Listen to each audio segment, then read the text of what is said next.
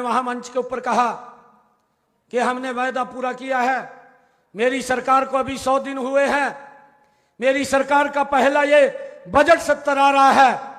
महिलाओं को 2100 रुपया हमने देना है, उसके ऊपर बहुत बड़ा बजट लगेगा।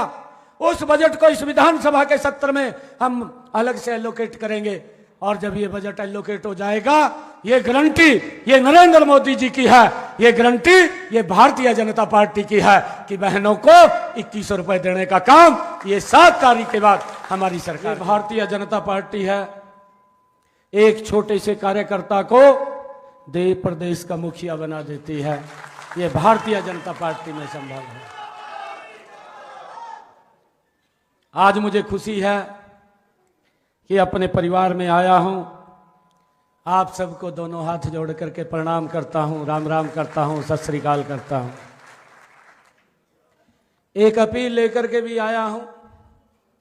अभी बंतो कटारिया कुछ कह रही थी, मैं ये भी सोच रहा था भी घर के व्यक्ति हैं, जब घर का कोई मुखिया होता है, कई बार मुखिया तो आप लोग हैं हमारे घर के, कई बार गुस्सा भी आ जाता है बच्चे के ऊपर, और जब गुस्सा आता है तो उसका एक अद्धा मार करके उसको कोने में बैठा देते हैं, और फिर जब देखते हैं भी ये तो यहीं बैठा है, फिर उसको उठा के छाती का भी लगा लेते हैं, उससे प्यार भी करते हैं। ऐसा नहीं है। और मुझे पूर्ण विश्वास है आने वाला 2029 का चुनाव, बंतो कटारिया जी, यही वो अंबाला के लोग होंगे। आप देखना, सबसे ज्यादा बहुमत से कमल का फूल यहीं से खिलेगा, विधानसभा में भी खिलेगा। ये प्यार करते हैं, और ये तब से प्यार करते हैं जब बीजेपी के लिए वोट मांगना बड़ा मुश्किल होता था। ये उस समय के प्यार करते हैं। मुझे मालूम है, क्योंकि मैंने तो बीच में रह करके काम किया है। मैं तो आप लोगों का धन्यवाद करता हूं। मैं आज अपने परिवार में आया हूं, एक अपील लेकर के आया हूं कि आज चुनाव समापन हो जाएगा। लास्ट दिन है आज चुनाव का। आज 6 बजे चुनाव रुक जाएगा और 6 बजे तक बहुत कार्यक्रम है। मौसम भी खराब है। पहले तो मैं सोच रहा था कि हेलीकॉप्टर से जाना होगा, परंतु वो भी जवाब दे गया, बाई रोड जाना पड़ेगा। तो मेरा आप लोगों से आग्रह है कि अपना एक एक वोट आप यहां शैलजा सचदेवा जी को दीजिए। एक एक वोट आपका शैलजा सचदेवा जी को जाएगा। ये गारंटी आपके बेटे भाई की है। विकास में कोई कमी नहीं अंबाला में आने देंगे, कोई दिक्कत परेशानी नहीं आने देंगे। अरे अब तो मौका मिल गया था हमने। ये तो चौधरी था मैं। कोई दिक्कत नहीं है, काम में कोई कमी नहीं छोड़ेंगे।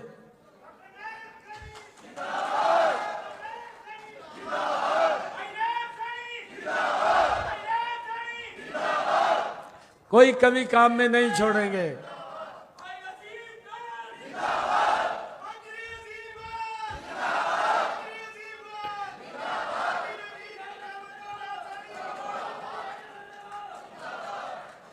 आज के इस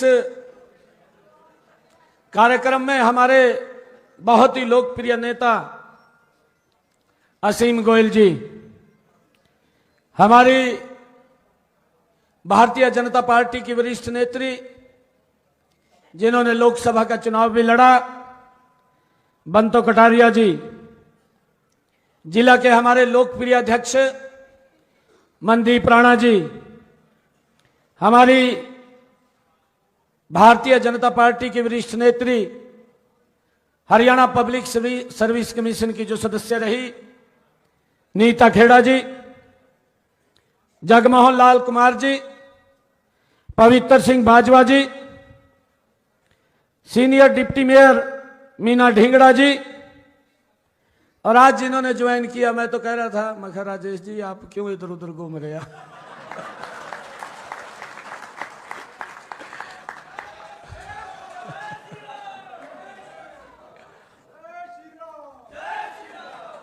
मैं करनाल चला गया, मेरे सामने जो चुनाव लड़या ये वो ज्वाइन कर गया। मैं गया, मैं तेरे को जब भी कह रहा तभी तभी भी आ जा। मैं कहा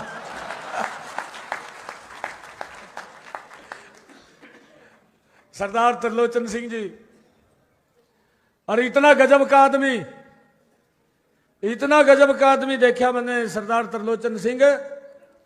एक एक मैं जाकर कहा यहां भी कांग्रेसी बैठे भी ज्वाइन कराओगा। कांग्रेस मुक्त कर दिया करनाल, एक एक व्यक्ति को ज्वाइन कराया।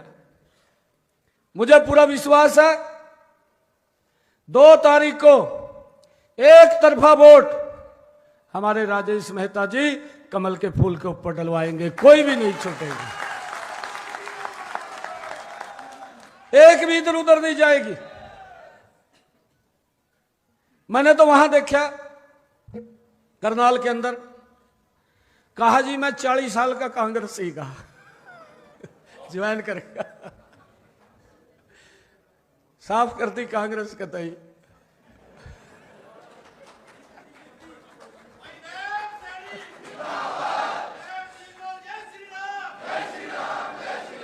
अरे ये तो हमारा घर है, ये अंबाला तो घर है मेरा।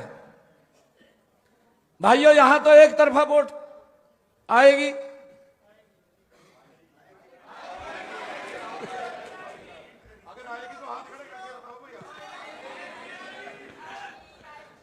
आप सबका मैं धन्यवाद करता हूं।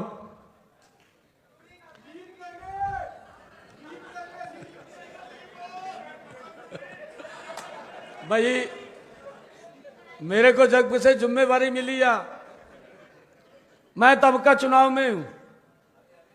पहले तो लोकसभा का चुनाव आ गया, फिर ये विधानसभा का आ गया। पार्टी वाला ने कहा दिल्ली का चुनाव आ गया, वहां जाना। ये दिल्ली का चुनाव खत्म नहीं होया था, मैंने सोचा कढ़ाई चढ़ रही है, मैं यहाँ बितार लो का।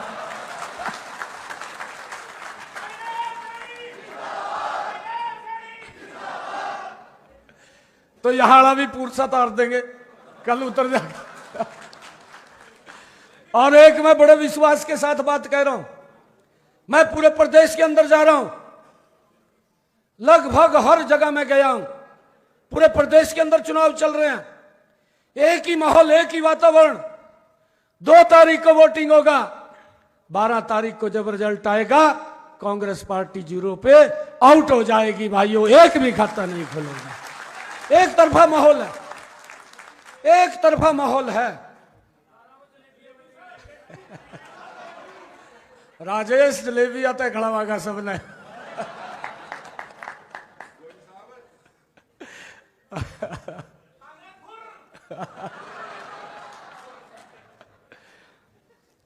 भाइयों मैं अभी 3-4 रोज पहले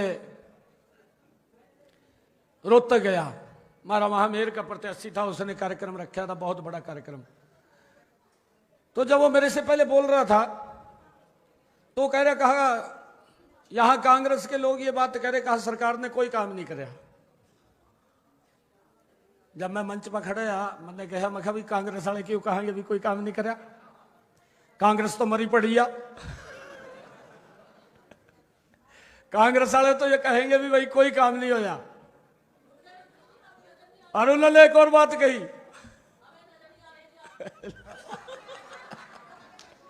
भाई साइड में हो जो, जगह दे दो, साइड में हो जो, साइड में।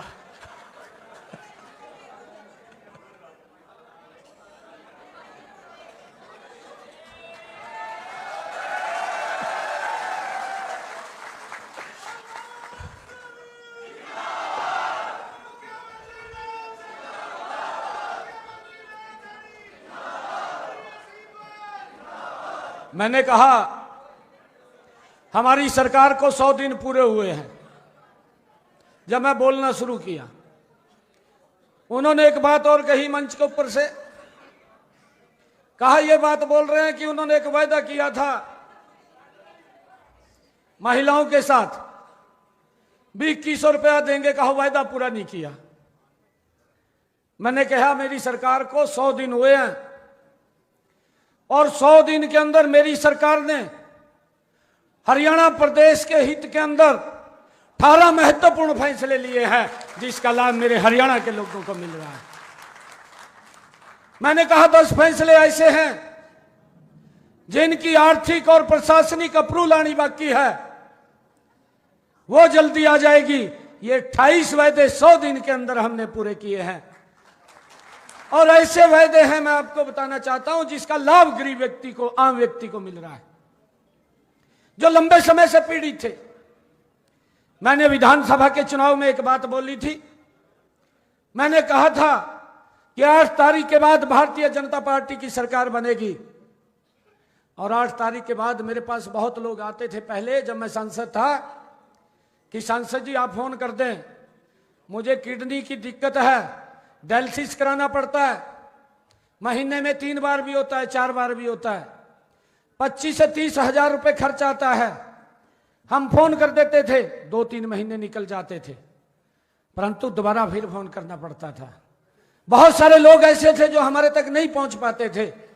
हमने अपने संकल्प पत्र में डाला 8 तारीख के बाद भारतीय जनता पार्टी की सरकार बनेगी। हरियाणा के जितने सरकारी हॉस्पिटल, जितने मेडिकल कॉलेज और जो हरियाणा में पीजीआई हैं, सब में डायलिसिस फ्री होगा, किसी का कोई पैसा नहीं लगेगा।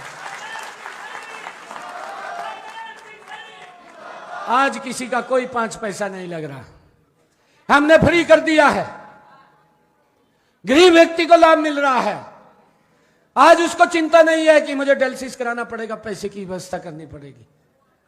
हमने जो कहा उसको पूरा किया।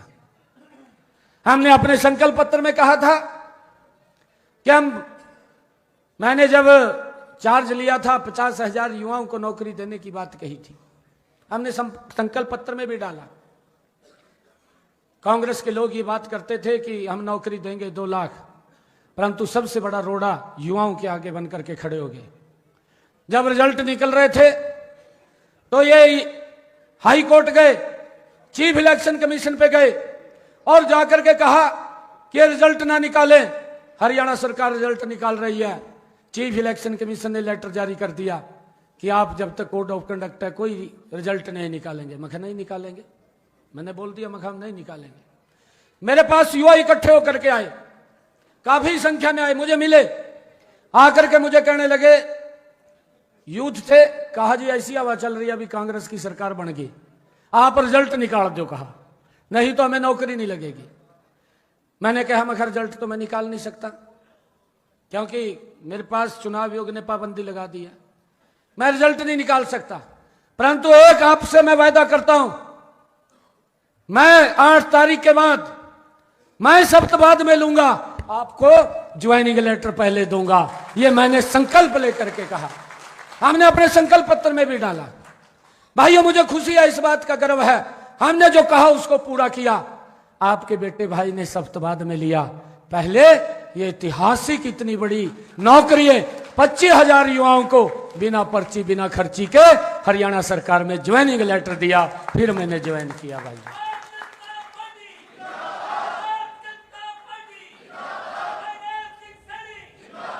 हमने उस बात को पूरा किया है। हमने ये भी कहा था कि जो हमारा किसान है, पट्टेदार किसान है, लंबे समय से वो काश्त कर रहा था, मालिकाना हक नहीं था, इस समस्या को हमने समझा। हम अपनी कैबिनेट में लेकर के गए, विधानसभा में लेकर के आए, एक्ट बनाया और यह अधिकार हमने उस किसान को दिया जो लंबे समय से मालिकाना हक नहीं था, काश्त करता था। हमने 2004 का कलेक्टर रेट लेकर के उसको मालिकाना हक देने का निर्णय हमारी सरकार ने किया है। यह भी बड़ा निर्णय हमने किया है, कई हजार किसानों को इसका लाभ मिला है। हमने ये भी निर्णय किया कि अगर किसी ने पंचायत भूमि के ऊपर अपना मकान बना रखा था, कहीं तो गांव के गांव पंचायत भूमि पर थे, कानून की तलवार लटकी रहती थी, कोर्ट आदेश दे देता था कि मकान को गिरा दिया जाए। व्यक्ति बड़ी मेहनत से खून पसीने की कमाई से मकान बनाता था और उसके मकान को ढा दिया जाता था। यह बहुत बड़ी दिक्कत हमारे सामने थी। हमने इसका भी निवारण किया कैबिनेट में लेकर के गए। कैबिनेट के बाद विधानसभा में एक्ट बना दिया कि जो 20 साल से ज्यादा पंचायत भूमि के ऊपर अगर किसी का मकान है, उसका भी 2004 का कलेक्टरेट लेकर के उसको भी मालिकाना हक दे दिया जाए। उस समस्या का भी समाधान हमने किया है। एक एक काम हमने चिन्हित करके भाइयों जिसका लोगों को लाभ मिले, जो समस्या थी उसका समाधान किया है, गति से किया है। हरियाणा देश का पहला ऐसा राज्य बना है जिसने हरियाणा प्रदेश के अंदर अपने किसान की 100% फसल एमएसपी पर खरीदने का निर्णय किया है। ये पहली बार हमारी सरकार ने पूरे देश के अंदर किया है। भाइयों हम लगातार काम कर रहे हैं, परंतु कांग्रेस के लोगों को दिखाई नहीं देता। वो बोलते हैं कोई काम नहीं कर रहे, और उन्होंने ये कहा कि इन्होंने वायदा पूरा नहीं किया। मैंने वहां मंच के ऊपर कहा कि हमने वायदा पूरा किया है। मेरी सरकार को अभी 100 दिन हुए हैं। मेरी सरकार का पहला ये बजट सत्र आ रहा है। महिलाओं को 2100 रुपया हमने देना है, उसके ऊपर बहुत बड़ा बजट लगेगा। उस बजट को इस विधानसभा के सत्र में हम अलग से एलोकेट करेंगे, और जब ये बजट एलोकेट हो जाएगा, ये गारंटी ये नरेंद्र मोदी जी की है, ये गारंटी ये भारतीय जनता पार्टी की है कि बहनों को 2100 रुपए देने का काम ये 7 तारीख के बाद हमारी सरकार करेगी।